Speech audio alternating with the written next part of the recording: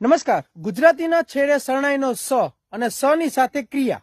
For example, જવું અને સ એટલે જઈશ, લખવું, લખીશ, વાંચવું, વાંચીશ, બોલવું, બોલીશ, સાંભળવું, સાંભળીશ.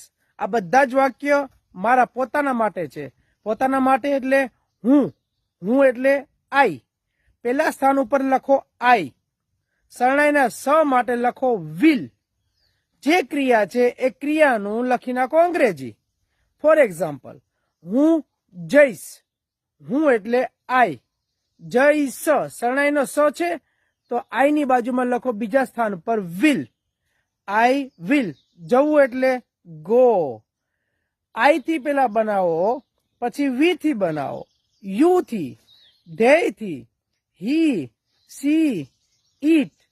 નામ વાક્ય બને કેમ નહીં?